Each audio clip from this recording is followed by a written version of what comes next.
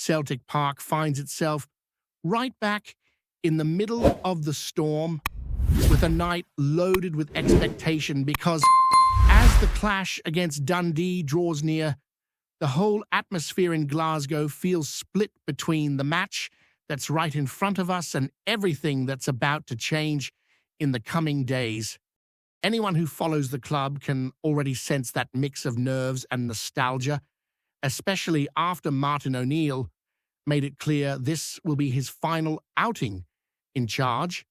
Even though his return was a short one, it carried a certain magic with it, almost like supporters were pulled back in time to relive a period that shaped the club's modern identity. The interviews felt honest again. The humour that only a Scottish manager can deliver came rushing back, and the team played with the sort of looseness and joy that had been missing for a while. Or knowing this wee chapter is already coming to an end leaves the whole place with that bittersweet feeling you can't quite shake off. And while O'Neill prepares his last dressing room talk before kick-off, the spotlight is already shifting firmly towards Wilfried Nancy, a man arriving with a strong reputation and a personality bold enough to stir a dressing room as demanding as Celtic's. After all the reports saying he landed in the city last night, hardly anyone doubts he'll be somewhere in the stands this evening, watching everything with the sharp eye of someone who understands that every wee detail matters when you're about to take over a club of this size. The expectation is that his official unveiling will come very soon, possibly within the next 48 hours, meaning preparations for Sunday's match against Hearts will likely already have his presence hanging over them. What's most striking is how every step of this transition is being followed by the supporters with that blend of excitement and tension that only Celtic fans truly master. Some would rather the announcement be held back until after this match, just to allow O'Neill his proper farewell. Others feel the sooner Nancy steps in, the quicker the club can settle itself again and push ahead with clarity no matter which side folk fall on. The mood is unmistakably one of change in the air, the kind that makes even the calmest fan's heart beat that bit faster. And it's not just Celtic undergoing change. Looking back at some of Nancy's previous interviews, especially that memorable moment when someone suggested he might have to embrace an underdog mentality, you can tell straight away he's a manager with conviction running right through him. The way he dismissed the idea, insisting he never sees his teams as lesser and refuses to accept that label, tells you everything about his mindset. He's a coach who believes fiercely in the players he works with, and he demands that same belief from everyone around him. For many Celtic supporters who understand the weight of the green and white hoops, that sort of mentality feels perfectly aligned with what's expected from anyone leading the club. And meanwhile, Martin O'Neill made a point of praising Callum McGregor, reinforcing what everyone inside Celtic has known for years. The manager admitted he always recognized the captain's quality, but working with him day to day made him realize the level is even higher than he'd imagined. His leadership on the pitch, the authority he carries in the dressing room, and the respect he commands from teammates and staff alike make him crucial to whatever system the new manager brings. It doesn't matter if Nancy goes for a more aggressive shape, something more positional, or something open and dynamic. McGregor always seems to find his place and pull the side along with him. O'Neill also highlighted that every player will have a clean slate once Nancy arrives, a rare opportunity for those who've struggled for minutes in recent weeks. He mentioned a few who haven't seen much game time, stressing that nothing is set in stone and that a new manager can spot qualities others overlooked, unlock potential that hasn't surfaced yet, and even turn fringe players into central figures. For some, it'll be the perfect chance to rebuild confidence. For others, it'll be a wee reminder that they'll need to show they deserve their spot when the competition tightens. This sense of fresh beginnings becomes even more relevant when you consider the latest news surrounding the Africa Cup of Nations, which will pull a handful of players away over the next few weeks. Several African squads have Celtic players in their plans, and this inevitably shakes up the club's schedule for January. Depending on how many end up called, there might even be requests to postpone fixtures, something that always sparks debate among supporters and officials. It's a tough period, the sort that tests a squad's depth to its limits, especially when a new manager is trying to introduce his ideas. Still, despite all these storylines swirling around in the background, tonight's attention swings back to the pitch. Dundee come to Glasgow, sitting in the bottom half of the table, but with their confidence lifted after snapping their poor run. Celtic fans haven't forgotten that defeat at Dens Park, a match that still leaves a bitter taste and serves as the perfect fuel for a strong response. The team will need energy, sharpness, and total focus, because this is exactly the point in the season where every single point becomes massive. O'Neill mentioned that Kieran Tierney is still feeling discomfort after a nail injury, a surprisingly painful issue that can bother a player through all 90 minutes. It's unclear whether he can start, because managing that pain across a full match is a real challenge. With several defensive absences confirmed, Johnston, Carter-Vickers, and Osmond, the back line needs to be rebuilt with care, maintaining balance without losing the aggressive push the team relies on.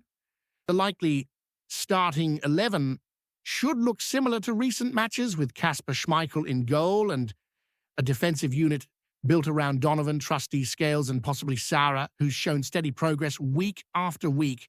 In the midfield, the trio of McGregor, Hatate, and Ingles gives stability and creativity, vital when trying to break down Dundee's tight structure away from home. Up front, there's a good chance Kenny returns to add intensity on the left, while McCowan should operate wider to exploit the space behind Dundee's fullbacks. Maida, with his trademark pace, seems the obvious choice to lead the line. And while other clubs are also playing tonight, the focus in Scotland is firmly on Celtic. It's a night of farewells, expectations, and silent glances across the stands, where the man likely to take charge next might already be watching closely. All of this gives the match against Dundee a special tone, as if it's both the final chapter of one story and the very first page of another. As the night settles in over Glasgow and the floodlights hum to life above Celtic Park, there's a sense that everyone inside the stadium understands exactly what's at stake. It's not just another midweek fixture, not just another chance to collect 3 points. It feels more like a crossroads, a moment in which the club, the supporters, and even the players themselves are quietly preparing to step from one era into the next. And for all the talk surrounding Wilfried Nancy's arrival, there's still a deep respect in the air for Martin O'Neill, whose presence in the technical area tonight carries a weight only true legends can summon.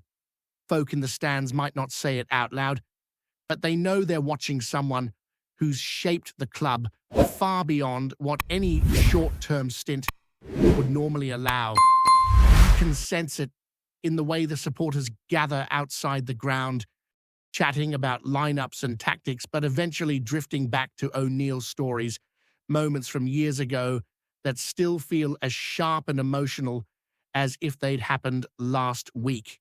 There's the usual banter, the laughter, the quick digs between pals, but beneath it, there's a warmth, a recognition that even a brief return from a figure like him awakens something that sits deep within the Celtic identity. It's the way he speaks about the club, the way he carries himself, the way he looks completely at home the second he steps onto the touchline. You don't fake that. No matter how long you've been away, inside the dressing room, you imagine the atmosphere must be a strange combination of focus and sentiment. Players will know this is their last chance to play under O'Neill, and even those who didn't work with him in his prime will understand the privilege. Callum McGregor, especially, will feel the responsibility. As captain, he's always the one setting the tone, but tonight he carries something extra, the duty to honor the man who spent the last weeks praising him, challenging him, and reminding everyone why he remains the heartbeat of the club. McGregor's consistency, his intelligence, his ability to dictate the rhythm of a match. These are qualities Celtic rely on, and they'll be needed again as Dundee arrive with nothing to lose. And Dundee, for their part, won't come to Glasgow just to be spectators. They've tasted victory over Celtic recently, something most clubs in the league rarely manage, and they'll see tonight as an opportunity to disrupt the narrative everyone else seems so fixated on. Their manager will be drilling into his players that Celtic might be distracted, caught between farewells and fresh beginnings. If Dundee can frustrate them early, slow the game down, force mistakes, they'll know the crowd could get restless. That's the thing about big clubs on nights filled with emotion. Sometimes that emotion overloads the football itself. But Celtic will be aware of that danger. O'Neill himself mentioned during the week that even with all the change in the air, the players need to stay grounded. He's too experienced not to spot the potential traps, too savvy not to warn his squad that leagues aren't won by sentiment alone. They're won by clear minds, sharp execution, and the ability to rise above the noise when it threatens to cloud your judgment. For all the affection in the air tonight, O'Neill will want to sign off with a win, not just for himself, but for the club he loves. The dynamic on the pitch will also be shaped by the absences Celtic are dealing with. With so many defenders unavailable, the team must rely on those who've stepped up in recent weeks. Trusty, Scales, Donovan, maybe even Sarah if he gets the nod. These aren't easy circumstances, and everyone knows it, but sometimes that's where Celtic show their real character. When the squad is stretched, when the pressure mounts, when the stakes are high, that's when players you least expect can deliver something special, and who knows, maybe tonight is the night one of them writes their name into the story. In midfield, creativity will be key. Hatate, when he's in rhythm, can take command of a game with those bursts from deep that turn a simple passage of play into something dangerous, and Engels, with his reading of the match, provides that steadying presence that allows the others to roam. And then there's McGregor, the anchor and the engine, the man who keeps Celtic ticking even when the match descends into chaos. If the three of them link well, it could break Dundee's structure early and force them into a long defensive night. Up front, the focus turns to whether Kenny truly is fit enough to feature. His pace, his directness, the way he forces defenders to backpedal, those elements could make all the difference. McCowan's wide movement and ability to play between the lines add another layer, pulling Dundee out of their defensive shape. But above all, it's Maida who brings unpredictability. His acceleration is the kind that defenders dread, especially when tired legs start creeping in. If Celtic find him early, and often, Dundee could be in trouble, but beyond tactics, beyond lineups, beyond anything that happens with the ball, the night carries an emotional undercurrent that's impossible to ignore. Supporters will be glancing at the director's box, wondering if Wilfried Nancy is indeed there, hidden behind a scarf or leaning back quietly, absorbing every detail. They'll be asking themselves what he'll make of the team, the stadium, the atmosphere. Will he see players he wants to keep, ones he wants to push harder, areas he wants to rebuild? His first impressions, even from afar, will shape decisions that affect the club for months. And then there's the looming challenge of juggling the Africa Cup of Nations absences, the ongoing injury list, the need to maintain form in the league while transitioning to a new manager. Celtic don't get the luxury of easing into change. Change here is fast, relentless, and always under the microscope. Every substitution, every tactical tweak, every comment in a press conference becomes part of the broader discussion. It's a demanding environment, one that can swallow inexperienced managers whole. But Nancy doesn't appear to be the type who shies away from pressure. In fact, he seems energized by it. Still, his task will be monumental. He'll inherit a squad full of talent, but also one in flux, stretched by injuries, international call-ups, and the natural wear of a long season. He'll need to build trust quickly, implement ideas clearly, and show supporters early glimpses of progress. Celtic fans are passionate, loyal, and deeply knowledgeable, but they expect intent from day one. They can be patient when they see direction. They can endure setbacks when they believe in the vision. What they won't accept is drift, confusion, or hesitation.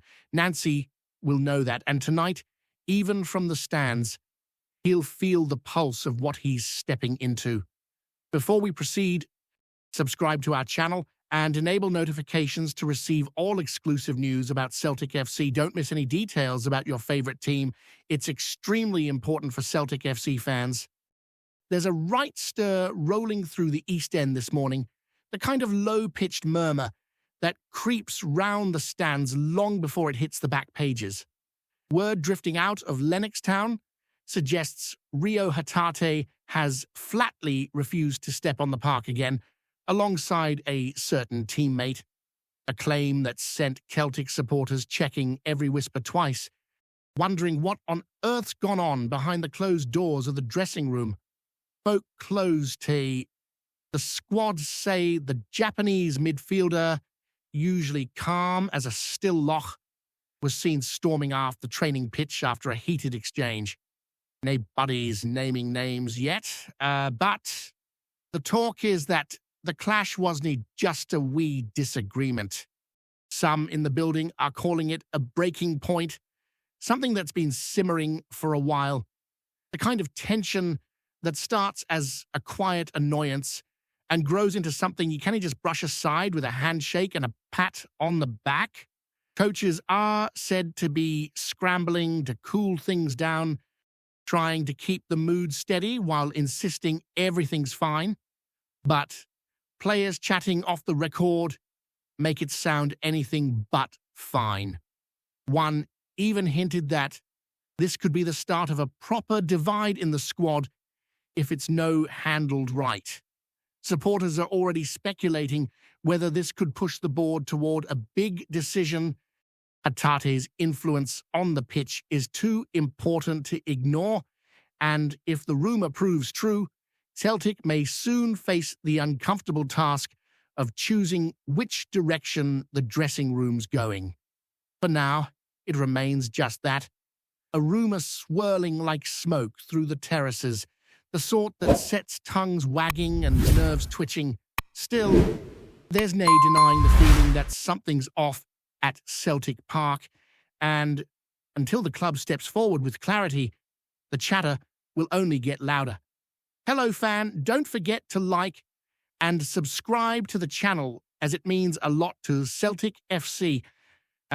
Also, share your opinion about the news in the comments below. See you in the next video.